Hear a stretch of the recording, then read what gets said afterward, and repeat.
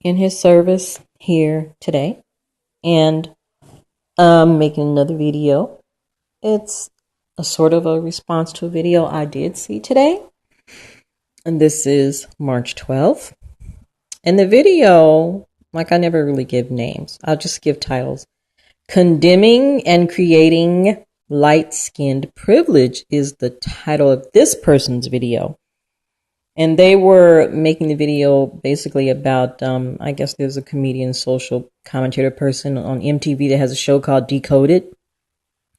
I'm sure some of you have seen it before, and he is just making a point that the host of the show, she's an African-American woman, and she's married to a Caucasian man. But the premise of the show is that she's talking about light-skin privilege. But of course, meaning that she hasn't benefited from being darker skinned. And she's not really a dark skinned woman. She's brown. Like, I guess my color, but I guess it depends. I don't know. And the person doing the video is talking about the confusion, the contradiction of basically her talking about being, I guess, discriminated against because she's not, I guess they say high yellow in the old days, because I'm a little older, of the older crowd. And that's what they used to call it in my day, like high yellow, or back in this is not my time, but the 20s, 30s, and 40s, there was the paper bag test, right? And this all stems from, the plantation era, when there were the house slaves and the field slaves, if we could put it that way. And it all kind of trickled down to what we see today.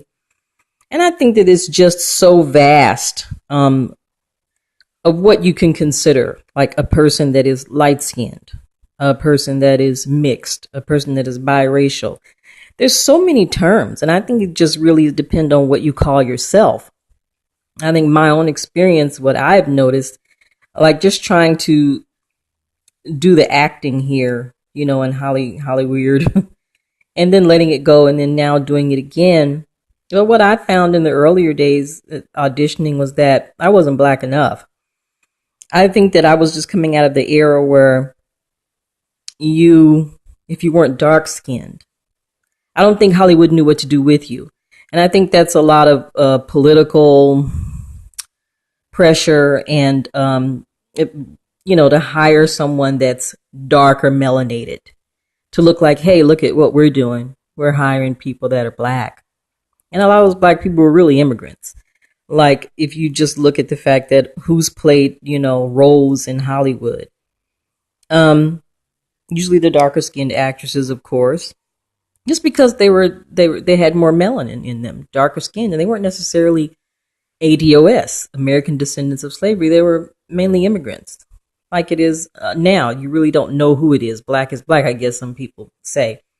So I think that that's what you're seeing. And this, of course, the person making the video is sounding a little confused about how this person can do the Decoded show talking about light skin privilege, but yet she's a little darker and she's married to a white man. So it just seems like a lot of confusion, right? And it is confusion. I think it is. I think because people are basically confused. I don't know her. Maybe she's confused. I don't know. But I think it's just all politics.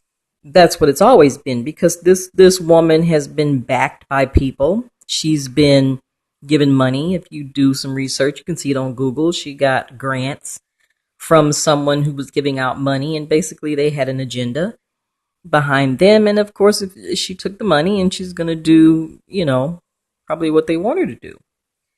You can always trace back everything. When you have a little confusion, you should always do research. But there is a lot of confusion. There's a lot of confusion in America, period. But the light skin, the dark skin thing, and that's really just what we allow to happen to us and to be used for different purposes. I think that's how it is back, from slavery days all the way up until now, if you want to say. But I think just That's why lineage matters, is my point. Lineage matters. And I am a supporter of the ADOS movement, if that's what, we're going to call it. Um, and it's not so much about the melanin in your skin or, how black you act or, it doesn't really matter. It's the lineage. It's what are you descended from? Are you descendant of slavery in America? That is what the movement is. That's why lineage matters, not just being highly melanated.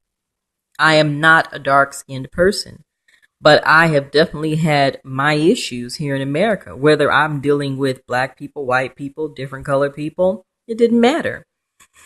Discriminated against? Yes. Based on what? I'm really not sure. It depends on who was doing the discriminating. And I can say they were black and white. If I can put it that way. If it was a darker skinned person, yeah, maybe they were discriminating against me because I wasn't as dark. And just trying to do the acting thing, that's just a whole nother story. Like I said, I don't think that mainly like I was black enough, when I really tried to start doing the whole acting thing. And now I notice that, wearing my natural hair, which is not, I don't think, like good hair, as they say. But then we look at that. You're looking at people's texture of hair.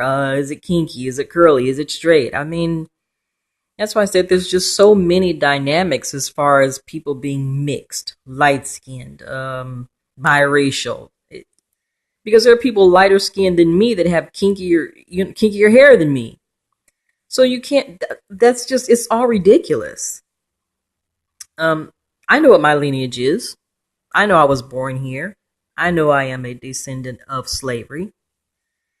And that's why that lineage is important. Because that's all you can really go on as far as having the justice claim. You can't really go on how melanated you are. So, I was just responding to this video that I had saw. And yeah, there is confusion because the person seemed a little baffled by this person that does the decoded show. Well, it is baffling. It is confusing. And people are highly confused. But that's just my take on it. And let me know what you guys think. As usual, like, share, subscribe. In his service. Have a great day.